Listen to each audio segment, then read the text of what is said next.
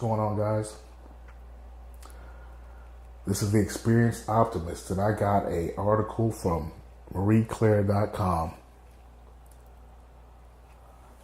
The title is called "What Cheating on My Boyfriend Again and Again Taught Me About Monogamy." That's the title. And in this article, we are going to examine female nature and how women can cheat and continue to cheat on the people that love them. So, hopping into the article, it says, Rick was my first real boyfriend, my high school sweetheart, my date to 4 proms. He was the first guy I'd ever brought home who could look my mom in the eye. A nice guy. A year after Rick and I started dating, I came home from high school one day and my father was gone. Just like that, he left my mother for another woman. I never dealt with the abandonment. Instead, I consoled myself with the knowledge that Rick loved me and would never leave me. Not like my dad had. Never mind that he and I grew less compatible as we got older. He was everything my father wasn't. The first time I cheated on Rick, we were freshmen in college and I was living in Mexico as a student abroad.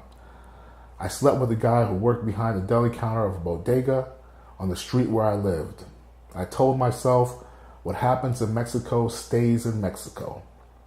I told myself it didn't count. See, women do this all the time. They always make excuses for their actions.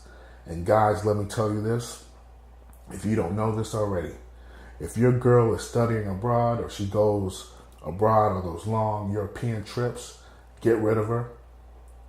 Dump her right there, because she will cheat on you.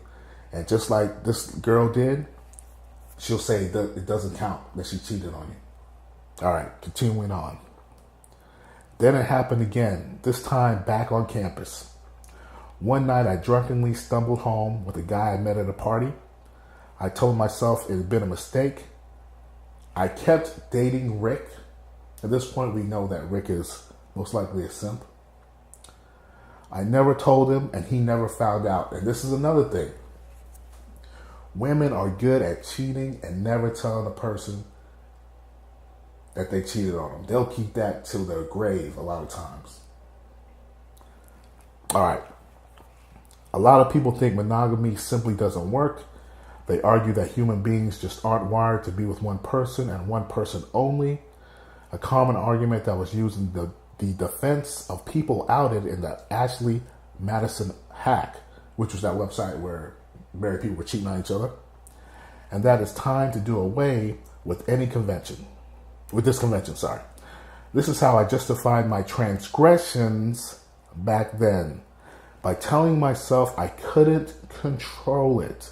It was just human nature. So she was a harlot. But hey, she just couldn't control it.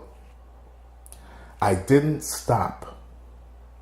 My first full-blown affair happened a few years later after Rick and I graduated college. So Rick the simp is still with this chick. This time was different. Bree and I had been friends first. We trusted and respected one another. That didn't change when we started having sex. I thought I was in love with her, and so I came clean and told Rick I was having an affair. See, let me tell you something about bisexual chicks. And I have nothing against gay people. I got nothing against lesbians or gay dudes or whatever. But dudes, if you are dealing with a bisexual chick, get rid of her. From my experience, because I was super naive back in the day, bisexual chicks are some of the most conniving, deceitful chicks that you're ever going to meet in your life. So if you're with a bisexual chick, get rid of her. And later on in this article, it's going to show you how these type of chicks think. The reason why I think they're so shady is because they always have excuses for their actions. Oh, I got with this girl, it didn't really mean anything. It's not cheating because she was a girl. Oh, I got with this guy. Well, you know what? You weren't doing your job, so I got with a guy this time, and it's all your fault. So they always like make an excuse. All right. So carrying on. I thought that telling him about Bree would absolve me of the guilt I felt for all my past indiscretions. But that didn't happen. Rick was devastated. It was all my fault. To Rick's credit, the fact that it was a woman made it neither better nor worse. See? That's where he fucked up again. You know what I mean? A lot of times a guy thinks that, hey man, if a woman cheats or whatever, they kind of like lessen it so they don't feel bad. But the fact that she cheated, he should have dumped her right there. Right there, he knows she's a harlot, so he should have got rid of her right there. He wanted to work it out, and I felt I had no choice. I was confused. I convinced myself that Bree had taken advantage of me and that it had been a mistake. Oh, we got to stop right here too. Back when I was in the military, this exact same scenario happened. There was this one guy, he was an alpha male, loved his girl. All the girls want to have sex with this guy. This dude was a real cool dude. He had a girl. His girl had a bisexual friend. He didn't like the bisexual friend. So the bisexual friend seduced his girl, and he found out about it, that she had an affair with this girl. And that's exactly what she said, because a lot of women follow the exact same programming. She used the exact same excuse. She said that her friend had taken advantage of her and that it had been a mistake and that he should take her back. If I knew what I knew now, I would have told that guy to dump that chick because she was a harlot and she was no good. And that's the thing with being MGTOW. When you're MGTOW, you don't deal with these type of harlots. Hey, they screw you over, you're like, hey, I'm not dealing with you. As a matter of fact, it doesn't even get that far because you're not dealing with women on that level anyway. You're doing the pump and dump, or you're doing the MGTOW monk, or you're pretty much too busy working on yourself to allow a chick to drag you down like that. Okay, so let's get back to the article. After my affair with Bree, I redoubled my efforts to gain control of the situation. I tried to be good. This is what a lot of harlots do. They try to be good. But the thing is, they never look inside themselves to find out why they're so fucked up. So they keep on making the same fucked up decisions. Okay. I stopped drinking and started running marathons. I quit my job and went back to grad school to become a writer. 2 years later, Rick and I were engaged. He fucked up again. Jesus Christ, Rick. Rick should have got rid of this harlot 2-3 years ago. But see, Rick's a nice guy, man. He's a simp. He loves this girl. And I was like Rick back in the day. And a lot of guys were like Rick back in the day. Okay. But in grad school, I met a new group of people. They thought like me and read the books that interested me. We talked about sexual liberation. I considered myself sex positive, part of a social movement that embraced sexuality with few limits. The problem was that when it came to sex, these political and intellectual beliefs about sex made it that much harder to admit that my personal sexual code of conduct was problematic. I'm just incapable of monogamy, I was still convinced. Since Rick wanted to be with me, this was something he'd just have to accept. See? Rick would have to accept this woman's harlot behavior. Justin was a guy I met in grad school. He and I would chat online all day when I was at work, and we started attending literary readings together in the evenings. We were seen together so often, people started to assume we were dating. Secretly, I enjoyed this. Unbelievable. Never mind that I was still engaged to Rick at the time. Justin was a writer destined for success, popular in the way that made him tenacious. Oh, and he was an overachiever, as certain kids can be. Though my relationship with Justin had yet to turn sexual, it felt inevitable. So she knew she was attracted to the guy. She knew she was going to end up fucking the guy. And she went along anyway. One night during this time, a guy named Elliot walked me home after class. Whatever we talked about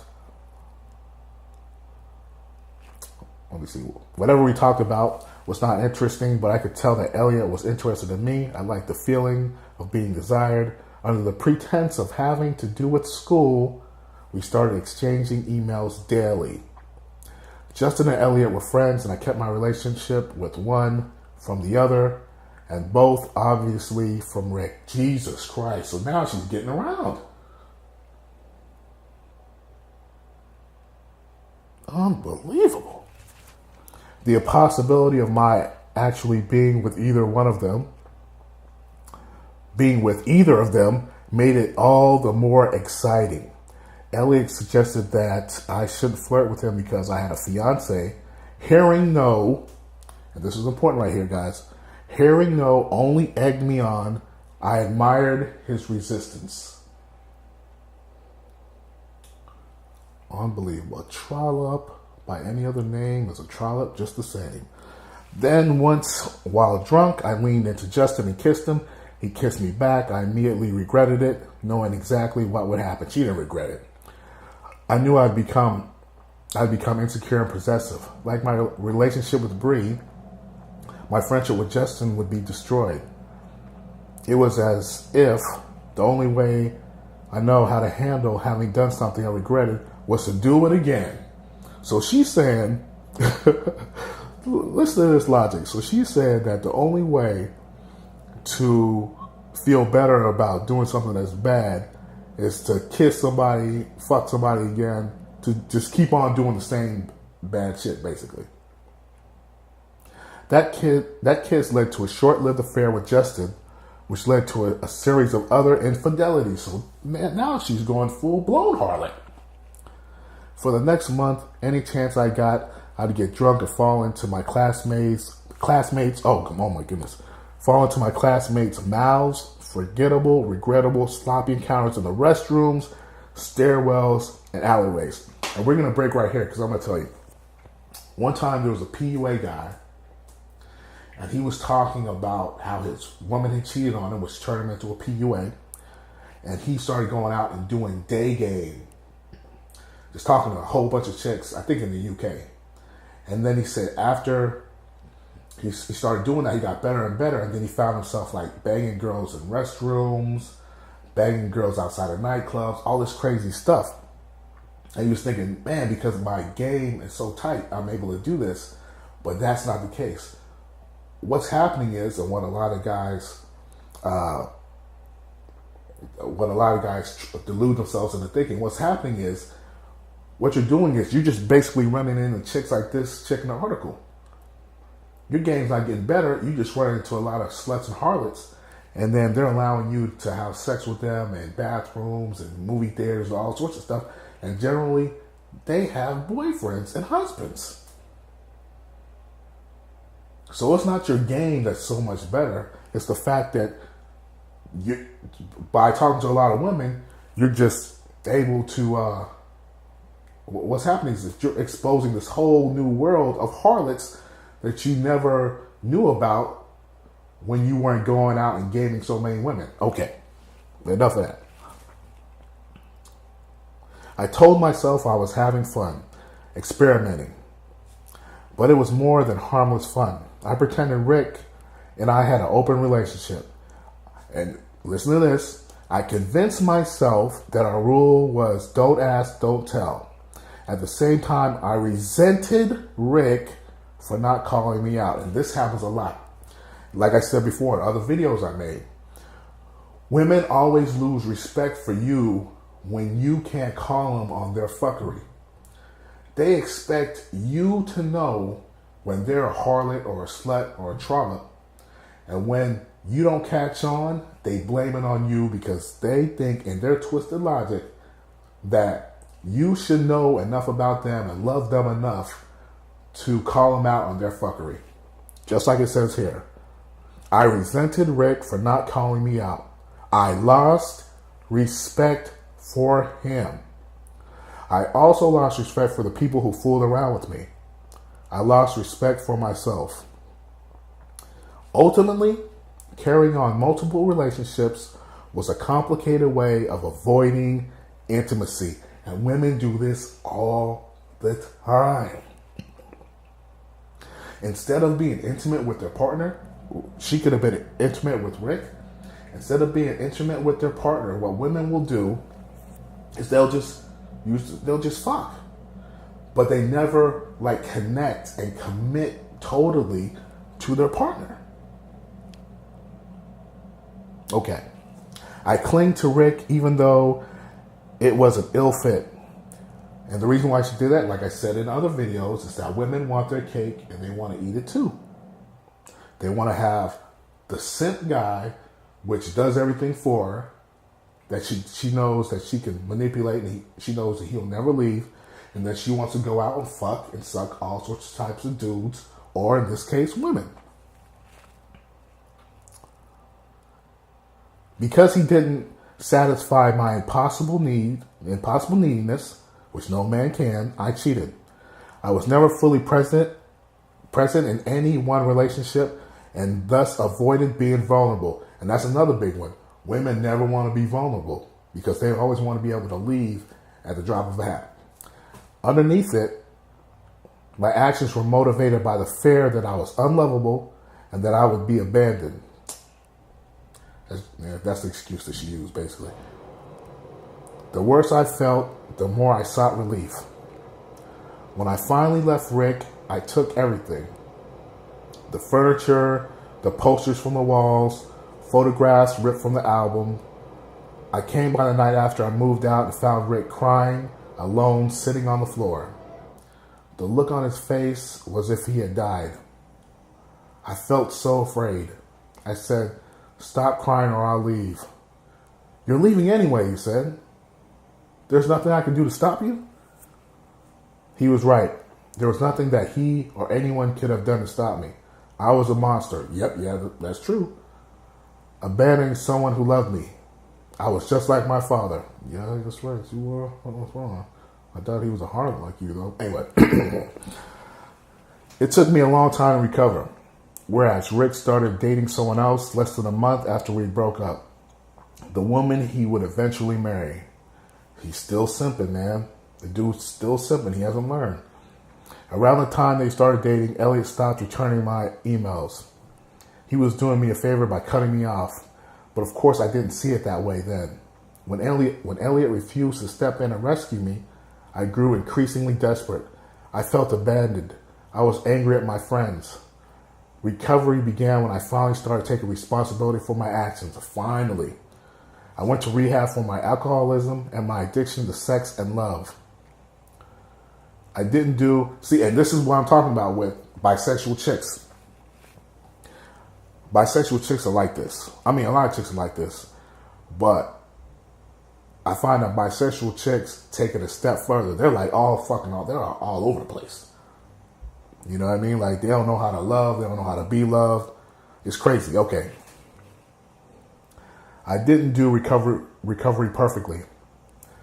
They tell you that you have to take They tell you that you have to take time away from dating, but I couldn't do that. My 6th day of sobriety, I fell into a codependent relationship that lasted for 6 years. It was dysfunctional, but at least it was monogamous. When the relationship ended, I dated lots of people, but eventually I did go cold turkey, single for around 3 months. And it was one of the most transforming periods of my life. I learned to enjoy my own company. I grieved the loss of my father and became acquainted with the feelings I was running from.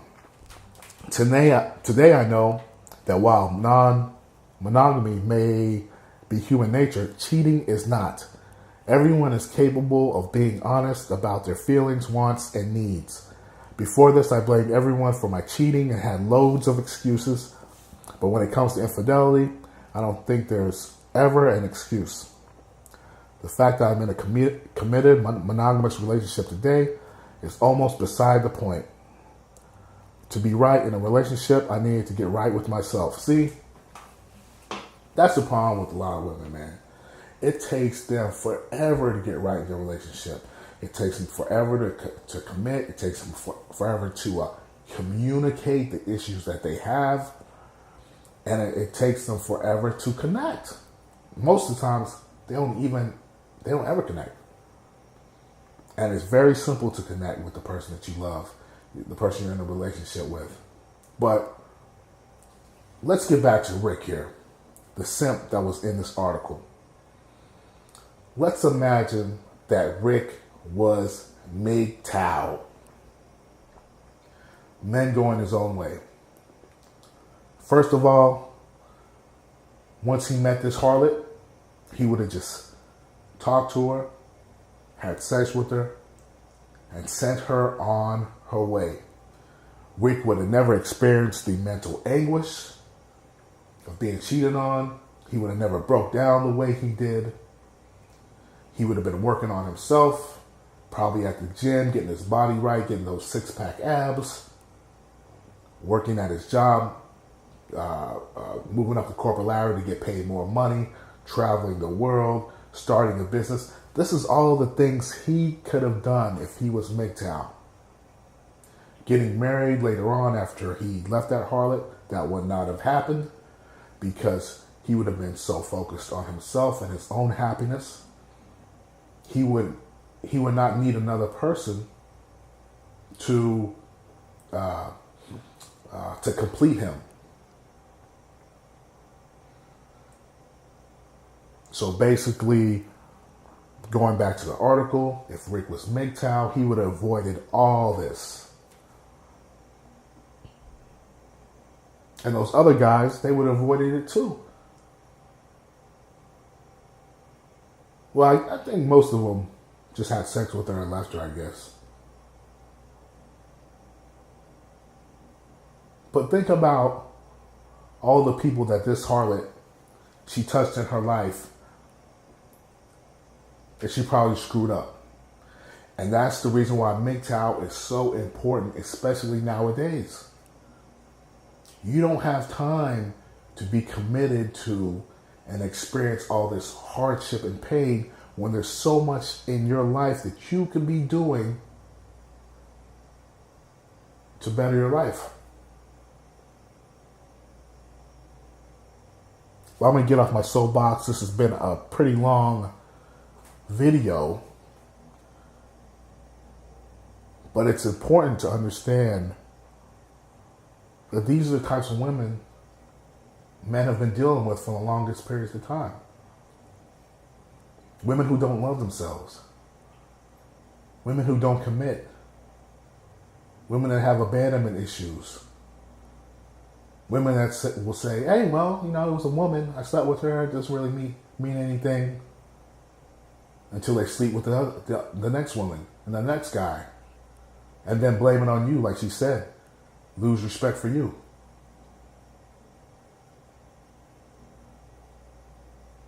But if you like this video, give a thumbs up. Like, subscribe, hit the notification button. I got some good ones coming up from Cosmo magazine.